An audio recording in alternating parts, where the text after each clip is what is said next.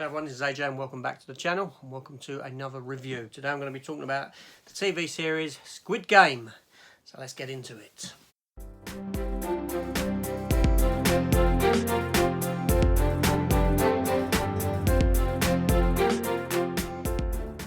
Okay, so Squid Game is a new show from South Korea that's dropped onto Netflix. I've just finished watching the entire series, all 9 episodes. I binge watched them over the past 2-3 days, and I thought I'd share my thoughts. Now I'm going to try and keep this review as spoiler free as possible until towards the end, when I will delve into spoiler territory. So if that interests you, then stick with me and we'll talk about it. I will flash up a warning when I'm heading into that spoiler territory. Okay, so like I said, this show Squid Game, it comes from Korea.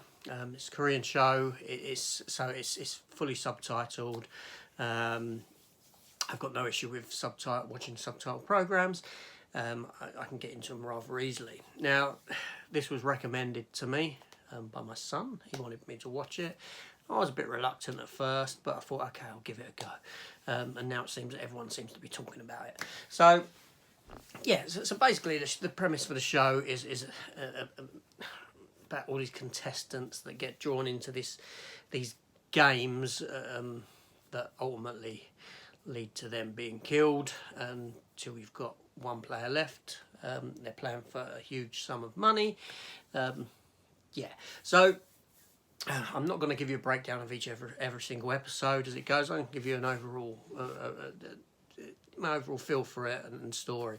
So the first episode delves into you meet the main protagonist. Now I can't recall the character's name. I'm not going to go into characters' names because they're Korean names, and I'm ignorant enough to know that it means nothing to me, or the actors. I don't know what they've been in or anything like this. So that sort of stuff is I'm just going to be rambling nonsense at you, but nonsense from me that I don't know what I'm talking about.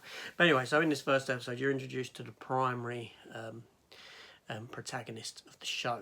Now he's a gambler. He's in a lot of debt. He's split up from his missus, and he gets the opportunity to join in these games. And the first episode takes you to the games where you've got a couple of hundred people playing, several hundred people playing, and they're playing a game. You know, where you got to run and stop, and you can't have any movement. If you're seen to be moving in this version of the game, you start getting gunned down. So you see mass casualties. Now, the episode was written in this way to draw you in. At the end of this episode, all the people are released. They'll make the decision not to continue with this game. Now, as different people die, more and more money drops into the prize fund because there's an allocated amount of money per individual playing. So the prize fund builds up and up. But yeah, the people are released back to their own lives. So come the second episode, you get to see them living their lives and some of them and the struggles that they're dealing with and all this sort of thing, until ultimately a lot of them decide, they're given the opportunity to come back into the games and they decide to thusly do this. We find out that the games are taking place on an island, away from everything. People are put to sleep, gassed to sleep when they're being taken, so they don't know where they're going to. There is a detective that sort of smuggles aboard, and he joins the people working on the island. Now everyone on the island, or everyone who's party to these games in the sense of controlling them, are all dressed up in a drone, like drones essentially. They're in sort of a ready colour onesie with a face mask. They all sport guns, this sort of thing. So you can't see individuals. You don't know who they are or anything like this. And there's designations on them, on their faces, printed on.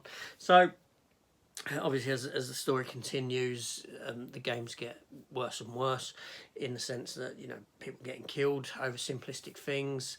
The games are childish games like marbles and tug of war, these sort of things. They're not like sort of Saw style games or anything like this.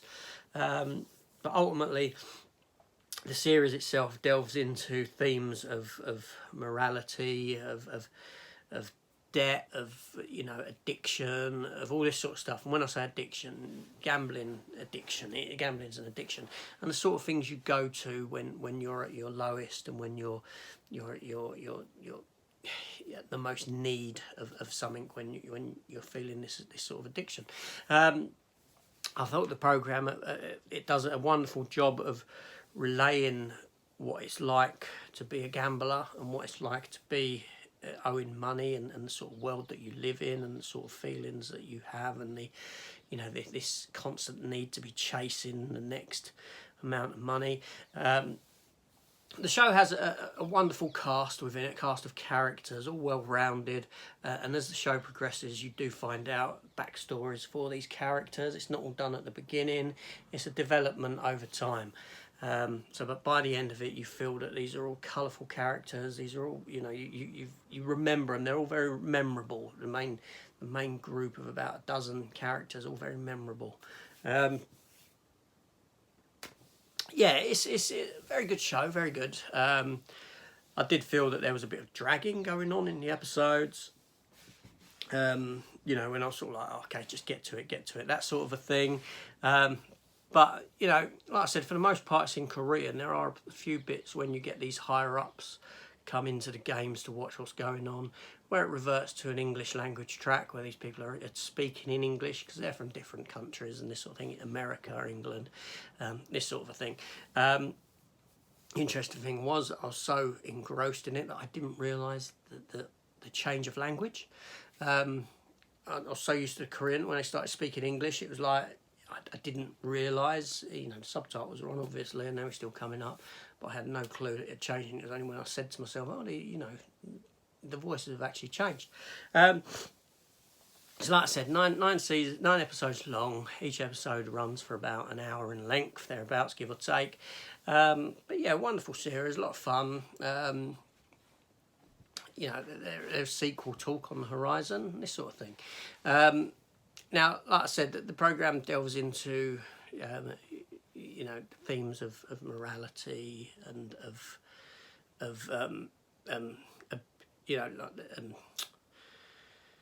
addiction for gambling, and so I mean, the thematic thing for addiction, it could go for anything, but in this sense, it's gambling. But it works for when you think of addiction as a whole.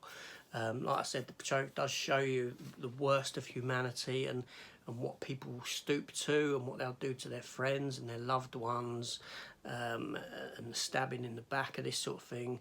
Obviously, when you're put under pressure, when your life's at threat as well, but when your life's at threat with a ton of money hanging over your head to clear all your problems, the things that you will delve into and what you will do.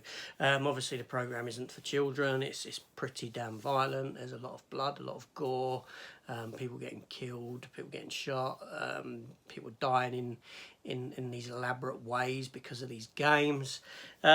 Yeah, I mean, some of it is very predictable, don't get me wrong. Obviously, you've got that sort of, in some cases, it's kind of like, it makes it look like a character has died, and you're like, well, if you don't see the death isn't on screen, or you don't see a body, that character's not dead. These sort of things, you know what I mean? Yeah, so I'm going to head sort of into spoiler territory now, so please be aware of this. The programme is wonderfully written, in that there's a lot of sort of, there's a lot of seeds in there that if you watch, it's pointing towards things to come.